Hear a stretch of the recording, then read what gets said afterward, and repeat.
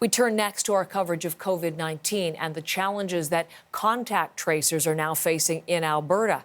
Public health officials say nearly half of that province's new cases have no known source. Laura McQuillan is here with that story and the fact that some COVID-19 patients, Laura, we are learning, are not willing to share where they've been. That's right. Alberta's top doctor saying that it seems that more Albertans are reluctant to share who they may have been in contact with in the preceding days, including when they themselves were infectious. She says that part of the reason for that might be COVID fatigue, but of course that doesn't help anyone if you can't track down what the source of those cases might be.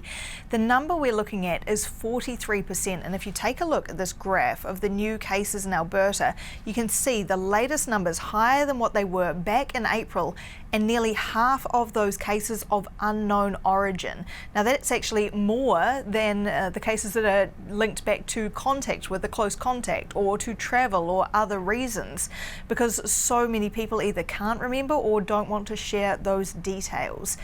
Now, Alberta is getting some extra help from the federal government when it comes to contact tracing. They're getting extra bodies to make those calls, though we're hearing from tracers that they might only be able to track down 1 or 2 cases per day because it takes so long to get all that information out of people.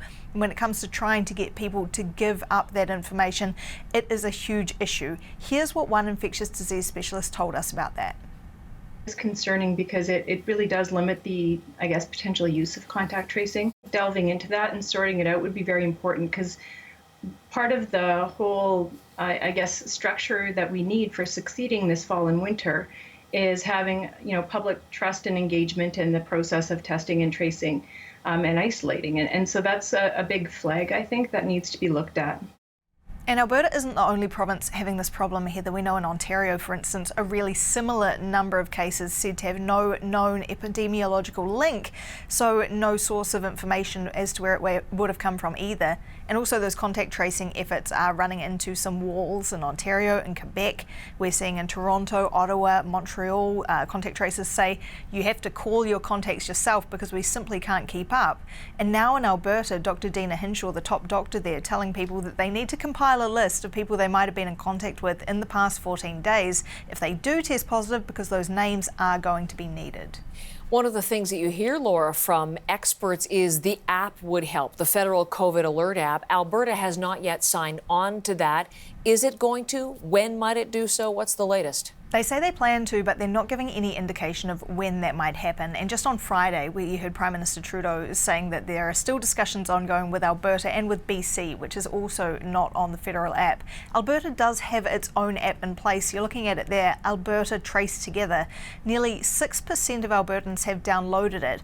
That's compared to about 12% of the general population across the country with the COVID Alert app. And in fact, that app you're looking at there had issues up until late September on iPhones, where your phone had to be unlocked and it had to have that app open to even work. So quite significantly different to how COVID Alert works.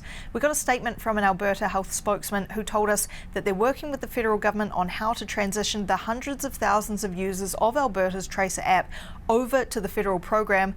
It's just a matter of wait and see right now as to when that might be. But I have reached out to the Alberta government again this morning to try and get an update on that timeline. Still waiting to hear back, Heather. Laura, thank you very much. Laura McQuillan with that part of the story.